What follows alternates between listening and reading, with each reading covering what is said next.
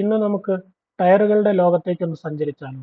ടയറുകളുടെ സൈഡിലായി നിരവധി അക്ഷരങ്ങളും അക്കങ്ങളും നിങ്ങൾ കണ്ടിട്ടുണ്ടാകും. അവ ടയറുകളെക്കുറിച്ചുള്ള ഒരു മുഴുവൻ കഥ പറഞ്ഞു തരുമെന്ന് നിങ്ങൾക്കറിയാമോ? Tyre size, speed capabilities, load limits തുടങ്ങിയ ഇവയെ നമ്മൾ ടയർ സ്പെസിഫിക്കേഷൻസ് എന്നാണ് വിളിക്കുന്നത്. ഈ ഒരു വീഡിയോയിലൂടെ സ്മൂത്തും സേഫും എഫിഷ്യൻറ്റുമായിട്ടുള്ള ഒരു ഡ്രൈവിങ്ങിന് കറക്റ്റ് ടയർ സെലക്ട് ചെയ്യേണ്ടതിന്റെ ആവശ്യകത എന്താണെന്ന് നമുക്ക് മനസ്സിലാക്കാം. P195 55R 16 87V എന്നുള്ള ഈ ഒരു എക്സാമ്പിളിൽ ആദ്യത്തെ അക്ഷരമായ P ടയറിന്റെ ടൈപ്പിനെ സൂചിപ്പിക്കുന്നു. P എന്നാൽ പാസഞ്ചർ വെഹിക്കിളും LT എന്നാണ് എഴുതിയിരിക്കുന്നതെങ്കിൽ ലൈറ്റ് ട്രക്കുമാണ്. 195 എന്നുള്ള അക്ഷരങ്ങൾ ടയറിന്റെ സെക്ഷൻ വിഡ്ത്തിനെയാണ് സൂചിപ്പിക്കുന്നത്. അതായത് ഒരു സൈഡിൽ നിന്നും മറ്റൊരു സൈഡിലേക്കുള്ള ഡിസ്റ്റൻസ് മില്ലിമീറ്ററിലാണ് ഇവിടെ സൂചിപ്പിച്ചിരിക്കുന്നത്. 55 എന്നുള്ളത് ആസ്പെക്ട് റേഷ്യോ എന്നാണ് നമ്മൾ വിളിക്കുന്നത്. അത് സൂചിപ്പിക്കുന്നത് ടയറിന്റെ സൈഡ് വാളിന്റെ ഹൈറ്റ് നമ്മൾ ആദ്യം കണ്ട വിഡ്ത്തിന്റെ എത്ര ശതമാനമാണ് എന്നാണ്. ഇവിടെ 55 എന്നുള്ളത് 195 mm-ന്റെ 55% R എന്നുള്ള അക്ഷരം ടയറിന്റെ ടൈപ്പ് ഓഫ് കൺസ്ട്രക്ഷനെയാണ് സൂചിപ്പിക്കുന്നത്. അതായത് ടയറിനുള്ളിലെ ഫാബ്രിക് എങ്ങനെയാണ് അറേഞ്ച് ചെയ്തിട്ടുള്ളത് എന്നതിനനുസരിച്ചാണ് ഈ കൺസ്ട്രക്ഷൻ തരംതിരിച്ചിരിക്കുന്നത്. ഇവിടെ R എന്നുള്ള അക്ഷരം റേഡിയൽ കൺസ്ട്രക്ഷനെയാണ് സൂചിപ്പിക്കുന്നത്. അതുപോലെ തന്നെ bias ply, belted bias, run flat തുടങ്ങി വിവിധതരം കൺസ്ട്രക്ഷൻ ടൈപ്പുകളുണ്ട്. ഈ ടയറിന്റെ കൺസ്ട്രക്ഷൻ ടൈപ്പുകളെ കുറിച്ച് നമുക്ക് വളരെ വിശദമായി മറ്റൊരു വീഡിയോയിലൂടെ പരിചയപ്പെടാം. ഒരു വാഹനത്തിന്റെ പെർഫോമൻസ്, ഹാൻഡ്ലിംഗ്, കംഫർട്ട്, സേഫ്റ്റി തുടങ്ങിയ കാര്യങ്ങൾ ഈ കൺസ്ട്രക്ഷൻ ടൈപ്പിനെ അനുസരിച്ച് മാറിക്കൊണ്ടിരിക്കും. ഓരോ ടൈപ്പുകളും ഡിസൈൻ ചെയ്തിരിക്കുന്നത് എന്തെങ്കിലും പ്രത്യേക കണ്ടീഷൻസ് അല്ലെങ്കിൽ റിക്വയർമെന്റ്സിനെ ആശ്രയിച്ചായിരിക്കും. അതുകൊണ്ട് തന്നെ നമ്മുടെ ഡ്രൈവിംഗ് കണ്ടീഷൻസിനും റിക്വയർമെന്റ്സിനും അനുസരിച്ചിട്ടുള്ള ടയർ കൺസ്ട്രക്ഷൻ തിരഞ്ഞെടുക്കേണ്ടത് വളരെ അത്യാവശ്യമാണ്. അടുത്തതായി 16 എന്നുള്ള അക്ഷരം നമ്മുടെ വീലിന്റെ സൈസിനെയാണ് സൂചിപ്പിക്കുന്നത്. എക്സാക്റ്റ് ആയി പറയുകയാണെങ്കിൽ നമ്മുടെ ടയറിന്റെ ഇന്നർ റിമ്മിന്റെ ഡയമീറ്റർ ആണ് ഈ 16 എന്നുള്ളത്. നമ്മൾ പലപ്പോഴും 16 ഇഞ്ച് വീൽ അല്ലെങ്കിൽ 17 ഇഞ്ച് വീൽ എന്നെല്ലാം പറഞ്ഞു കേട്ടിട്ടുണ്ടാവും. ആ ഒരു സൈസാണ് ഇവിടെ മെൻഷൻ ചെയ്തിരിക്കുന്നത്.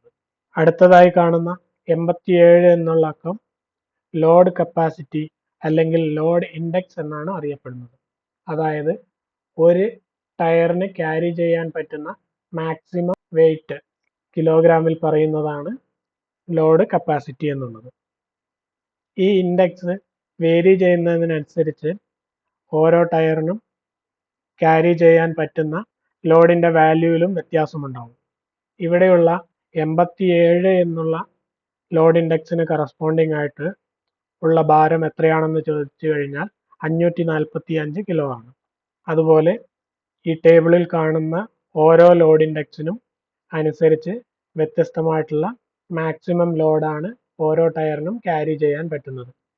ഈ ലോഡ് എന്നാൽ വാഹനത്തിന്റെ വെയിറ്റ് ഉണ്ടാകും, അതിലുള്ള പാസഞ്ചേഴ്സിന്റെ വെയിറ്റ് ഉണ്ടാവും, അതുപോലെ തന്നെ നമ്മൾ എന്തെങ്കിലും സാധനങ്ങൾ അതിൽ കയറ്റിയിട്ടുണ്ടെങ്കിൽ അതിന്റെ വെയിറ്റും കൂടി ചേർത്തിട്ടാണ് ഈ മാക്സിമം വെയിറ്റ് നമ്മൾ പറയുന്നത്. ലോഡ് റേറ്റിംഗിനെ കുറിച്ചുള്ള കൃത്യമായ അറിവ് വളരെ അത്യാവശ്യമാണ്. അത് വാഹനത്തിന്റെ സേഫ്റ്റിയെയും വാഹനത്തിന്റെ ഹാൻഡ്ലിങ്ങിനെയും അതുപോലെ തന്നെ ടയറിന്റെ ആയുസ്സിനെയും വളരെയധികം സ്വാധീനിക്കുന്ന ഘടകങ്ങളാണ്. കുറഞ്ഞ ലോഡ് റേറ്റിംഗ് ഉള്ള ടയറാണ് ഉപയോഗിക്കുന്നതെങ്കിൽ നമ്മൾ കയറ്റുന്ന ലോഡ് അതിലും കൂടുതലായി കഴിഞ്ഞാൽ ടയറിന്റെ ഫെയിലിയറിന് കാരണമാവുകയും അത് സീരിയസ് ആയിട്ടുള്ള സേഫ്റ്റി റിസ്കിലേക്ക് നയിക്കുകയും ചെയ്യും. അതുകൊണ്ട് തന്നെ എപ്പോഴും നമ്മൾ ഒരു ടയർ ചേഞ്ച് ചെയ്യുമ്പോൾ കൃത്യമായിട്ടുള്ള ലോഡ് ഇൻഡെക്സ് ഉള്ള ടയർ സെലക്ട് ചെയ്യാൻ എപ്പോഴും ശ്രദ്ധിക്കണം. അതോടൊപ്പം തന്നെ എല്ലാ ടയറുകളും ഒരേ ലോഡ് ഇൻഡെക്സ് ഉള്ളത് തന്നെ ഉപയോഗിക്കാനും വളരെയധികം ശ്രദ്ധിക്കേണ്ടതാണ്. ലോഡ് ഇൻഡെക്സിനോടൊപ്പം തന്നെ ഈ വാല്യൂ നമ്മൾ സ്പെസിഫൈ ചെയ്യുന്നത് ഒരു കൃത്യമായിട്ടുള്ള ടയർ പ്രഷറിലാണ്. അതുകൊണ്ട് തന്നെ കൃത്യമായിട്ടുള്ള ടയർ പ്രഷറും ഇതിനോടൊപ്പം മെയിൻറ്റെയിൻ ചെയ്യാൻ വളരെയധികം നമുക്ക് ശ്രദ്ധിക്കാം. അടുത്തതായി നമുക്കിവിടെ വി എന്നുള്ള ഒരു ലെറ്റർ കാണാം. നേരത്തെ നമ്മൾ പറഞ്ഞ മാക്സിമം ലോഡ് ഇൻഡെക്സിൽ ഈ ഒരു ടയറിന് മെയിൻറ്റെയിൻ ചെയ്യാൻ പറ്റുന്ന മാക്സിമം സ്പീഡിനെയാണ് വി എന്നുള്ള അക്ഷരം കൊണ്ട് ഇവിടെ സൂചിപ്പിക്കുന്നത്. അതുപോലെ തന്നെ മറ്റ് അക്ഷരങ്ങളുമുണ്ട്. അതിനനുസരിച്ച് ഈ സ്പീഡ് സിമ്പലിന്റെ വാല്യൂ മാറിക്കൊണ്ടിരിക്കുന്നതാണ്. വി എന്നുള്ള അക്ഷരം കൊണ്ട് സൂചിപ്പിക്കുന്നത് ആ ഒരു ടയറിന് മാക്സിമം 240 km/h സഞ്ചരിക്കാൻ കഴിയുമെന്നുള്ളതാണ്. അതുപോലെ എൽ എന്നുള്ള ഒരു അക്ഷരമാണെങ്കിൽ 120 km/h ഇതിന് സഞ്ചരിക്കാൻ കഴിയുക. നേരത്തെ നമ്മൾ ലോഡ് ഇൻഡെക്സിന്റെ കാര്യം പറഞ്ഞതുപോലെ തന്നെ സ്പീഡ് സിമ്പലും വളരെയധികം ഇമ്പോർട്ടൻ്റ് ആണ്. അതായത് നമ്മുടെ വാഹനത്തിന് സഞ്ചരിക്കാൻ പറ്റുന്ന ഒരു മാക്സിമം സ്പീഡ് ഉണ്ടാവും. സോ നമ്മൾ തിരഞ്ഞെടുക്കുന്ന ഒരു ടയർ ആ വാല്യൂയിലും കുറവാണെങ്കിൽ നമ്മൾ ആക്സിലറേഷൻ കൊടുക്കുന്നതിനനുസരിച്ച് നമ്മുടെ സ്പീഡ് കൂടിക്കൊണ്ടിരിക്കുകയും ടയറിന് അത്രയും സ്പീഡ് പ്രൊവൈഡ് ചെയ്യാൻ പറ്റാത്ത അവസ്ഥ വരികയും അത് നമ്മുടെ സേഫ്റ്റിയെ ബാധിക്കുകയും ചെയ്യും. അതുപോലെ തന്നെ എല്ലാ ടയറുകളും ഒരേ സ്പീഡ് റേറ്റിംഗ് ഉള്ളത് തിരഞ്ഞെടുക്കാനും നമുക്ക് ശ്രദ്ധിക്കാം. ചുരുക്കത്തിൽ നമ്മുടെ ടയറിന്റെ സ്പെസിഫിക്കേഷൻസിനെ കുറിച്ചുള്ള കൃത്യമായിട്ടുള്ള അറിവ് നമ്മുടെ വാഹനത്തിന്റെ പെർഫോമൻസ്, സേഫ്റ്റി, എഫിഷ്യൻസി തുടങ്ങിയ കാര്യങ്ങളെ നിർണ്ണയിക്കുവാൻ നമ്മളെ വളരെയധികം സഹായിക്കുന്നവയാണ്. സോ എപ്പോഴെങ്കിലും നമുക്ക് നമ്മുടെ വാഹനത്തിന്റെ ടയറുകൾ മാറ്റേണ്ട ഒരു അവസ്ഥ വന്നു കഴിഞ്ഞാൽ നമ്മുടെ വാഹനത്തിന്റെ സ്പെസിഫിക്കേഷൻസ് അനുസരിച്ച് അല്ലെങ്കിൽ ഡ്രൈവിംഗ് കണ്ടീഷൻസ് അല്ലെങ്കിൽ നമ്മുടെ പേഴ്സണൽ പ്രിഫറൻസസ് അനുസരിച്ച് കറക്റ്റായിട്ടുള്ള ടയർ തന്നെ തിരഞ്ഞെടുക്കാൻ നമുക്ക് എപ്പോഴും ശ്രദ്ധിക്കാം.